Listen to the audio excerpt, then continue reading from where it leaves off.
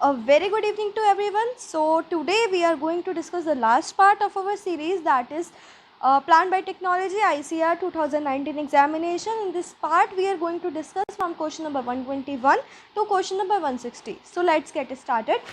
The P32 isotope that is commonly used in the biomolecular experiment, उसको हम बोलते हैं nucleic acid. Option number 1 is correct. Question number 122, the DNA replication in the eukaryotes is in the mode of semi-conservative type होता है, so option number 2 is correct. Question number 123, the initiation of DNA synthesis occur with the help of, तो होता है वो primase RNA primer की वजह से, option number 1 is correct. Question number 124, the modification that determine the stability of the mRNA is both 5' capping and 3' polyA-tailing, so option number 4 is correct. Question number 125, the eukaryotic 80S ribosome has which of the following subunit? So उसके पास कौन सी subunit होती है? उसके पास होती है 60S and 40S, so option number 1 is correct. Question number 126, an example of co-dominant molecular marker, so होता है SSR, so option number 3 is correct.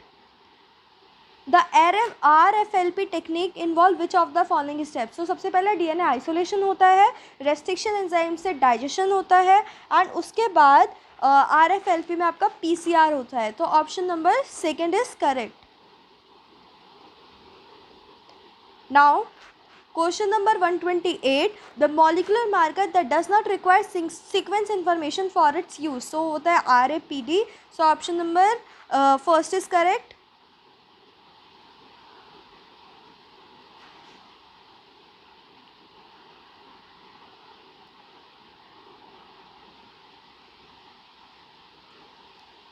Now in question number 129, the transposable element discovered in maize, तो maize में हमारा ASDS elements है, option number 1 is correct. In option number 130, the promoter region of the eukaryotic gene consists of following element, GC box होता है, cat box होता है, tata box होता है, and initiation site होती है, so option number 2 is correct. In question number 131, the latest genome editing tool used in the genome manipulation is CRISPR-Cas9, so option number 3 is correct. Question number 132, the bioinformatic tool which is normally used to search the similarities of the nucleotide sequence is BLAST, so option number 1 is correct. Question number 133, the bioinformatic tool which is used to design the primer for a given nucleotide sequence, so वो होता है primer 3.0, so option number 1 is correct. Now question number 134, an example of the epigenetic modification which control the gene expression, वो होता है आपका DNA methylation, so option number 1 is correct. Question number 135, the whole genome analysis of the soil sample, उसको हम बोलते हैं metabolomics, तो option number 3 is correct. 136, a gene that may cause cancer, उसको हम बोलते हैं oncogene, so option number 3 is correct. Question number 137, maize seed protein are deficient in, so ये दोनों में ही डेफिशिएंट होते हैं, मतलब लाइसिन एंड ट्रिप्टोफैन दोनों में, so option number 4 is correct. Question number 138, tetrazolium test जो होता है वो कौन सी एंजाइम के लिए होता है? वो डिहाइड्रोजिनेसिस के लिए होता है, तो option number 2 is correct. In which of the following crop is the CO2 composition point is about 0 to 5 ppm, सो वो एमेरेंथस में होता है, सो option number 2 is correct. Question number 140, during photo respiration CO2 is release by decarboxylation of this compound in the mitochondria, so option number 4 glycine is correct. Question number 141, the nutrient element involved in the translocation of assimilates in the CF tube of phloem in the plant is, so वो होता है आपका potassium, so option number 3 is correct. Identify the crop with relative higher harvest index, so higher harvest index जो होता है वो आपका rice का होता है, तो 1 is correct. 143, the growth parameter which is indicative of leaf thickness in the plant, वो होता है आपका specific leaf weight, so option number 3 is correct. Bamboo is example of monocarpic perennial होता है, तो option number 2 is correct. Question number 145, the instrument that can be use to measure the water potential in a leaf और twig, सो हमारे यहाँ पे pressure chamber हम use करते हैं, शोलेंडर प्रेशर चैम्बर, सो इसमें हमारा option number 4 is correct. 146, silicon is found to be an essential nutrient element for which of the following crop, so silicon हमें राइस के लिए चाहिए होता है, option number 4 is correct. 147, the synthetic growth hormone that is used commercially to prevent bird and boll shedding in cotton crop, that is NAA, so option number 2 is correct. The light absorbing properties in the phytochrome pigment is due to, तो किसकी वजह से आती है, chromophore की वजह से होती हैं, तो option number 3 is correct.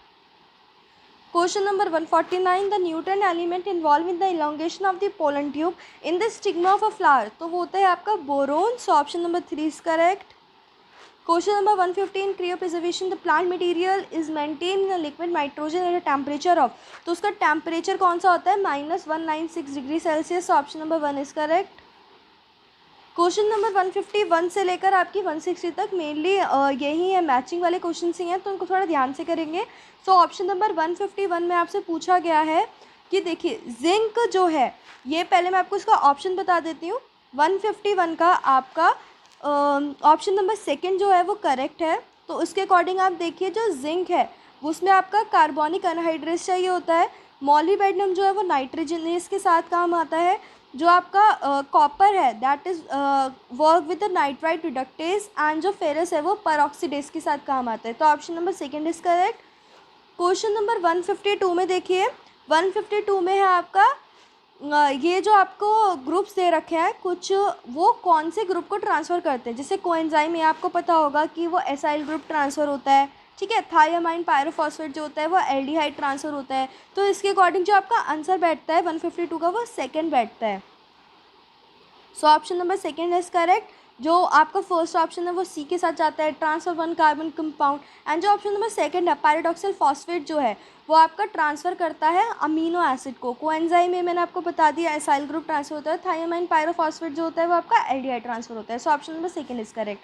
Now 153 question में भी आपको मैचिंग ही करनी है, और इसका ऑप्शन होता है फोर्थ करेक्ट। जो परऑक्सीसोम होते हैं उसमें ग्लाइसिन डी कार्बोक्सिलेज एंजाइम है, सेकंड जो आपका पायरिडॉक्सिल फॉस्फेट है उसमें आपका नाइट्राइट रिडक्टेज है, थर्ड आपका माइटोकॉन्ड्रिया में आपके पास ग्लाइकोलेट ऑक्सीडेज है, एंड फोर्थ क्लोरोप्लास्ट में आपका पीपी कार्बोक्सिलेज है, सो ऑप्शन नंबर 4 इज़ करेक्ट।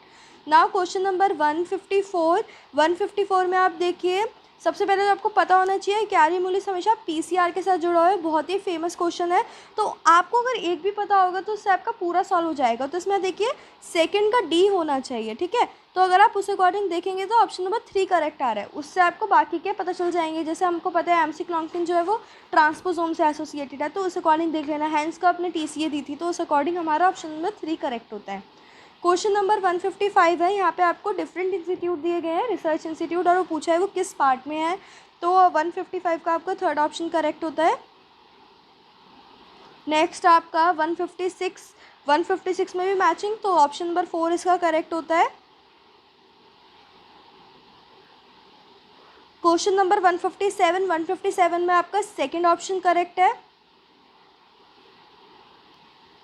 158 में आपका यहाँ पे आपको डिफरेंट वेराइटीज़ दे रखे हैं, और आपसे पूछे जैसे राइस की वैरायटी बता दो, मैंगो की वैरायटी बता दो, तो जिसमें से आपको एक दो ही पता होंगे तो आपका क्वेश्चन जो है वो इजीली सॉल्व हो जाएगा, तो 158 का ऑप्शन नंबर 1 होता है correct.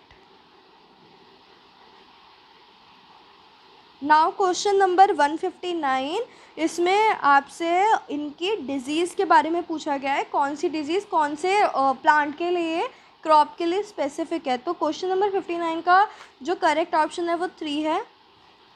Last question of this series is, इसमें भी मैच द फॉलोइंग है, सो इसका जो ऑप्शन नंबर है वो 3 करेक्ट होता है, इसमें भी अगर आपको एक दो पता होंगे तो आपका ठीक हो जाएगा answer. So this is the last question of this part, I hope you like this series, and if you really did, so please don't forget to like, subscribe and share. Thank you.